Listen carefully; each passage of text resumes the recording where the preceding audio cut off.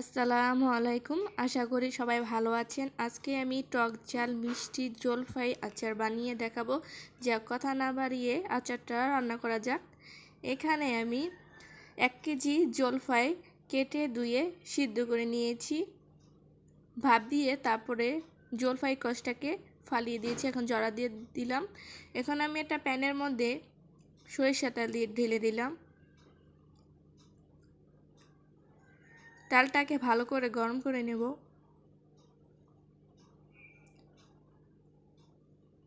এই যে আমার তেল গরম হয়ে গেছে, এখানে আমি অল্প পরিমাণে আদা রসুন বাটা,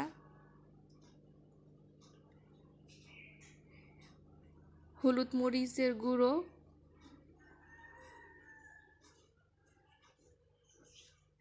সরিষা বাটা দিয়ে ভালো করে নাড়া দিয়ে দেব। পরিমাণ মতন লবণ দিয়ে ভালো করে কষিয়ে নেব।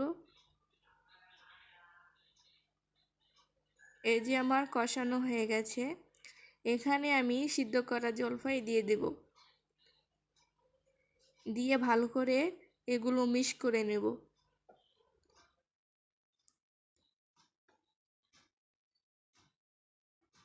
এই যে আমার মিক্স করা হয়ে গেছে, এখন আমি আমার পরিমাণ মতন চিনি দিয়ে দেব। চিনি দিয়ে তারপর ভালো করে এগুলো জাল দিয়ে নেব।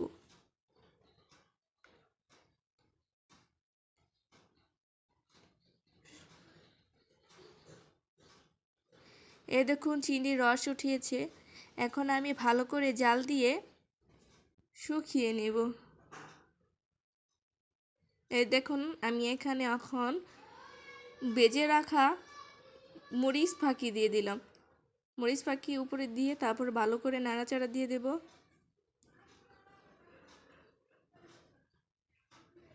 আমার আরেকটু পরিমাণের লবণ লাগবে, তার জন্য আমি আরেকটু পরিমাণ লবণ দিয়ে দিলাম। এখন আমি 5 ফোড়ন গুঁড়ো দিয়ে দিলাম। দিয়ে ভালো করে এখন নাড়াচাড়া দিয়ে নামিয়ে ফেলবো। এই দেখুন আমার আচার রান্না হয়ে গেছে, আমি এখন নামিয়ে ফেলবো। এই যে আমি নামিয়ে ফেললাম। এই দেখুন আমার আচারটা কত সুন্দর কালার হয়েছে। আর আমার আচারটা যদি আপনাদের ভালো লাগে তাহলে আমার পাশে থাকবেন। দুপুরবেলা তো টক ঝাল মিষ্টি আচার খেতে অনেক ভালো লাগে, তার জন্য আমি জলপাই আচার বানালাম। আপনাদের যদি ভালো লাগে তাহলে এভাবে তৈরি করে খেয়ে দেখতে পারেন। ভালো থাকবেন। আল্লাহ হাফেজ।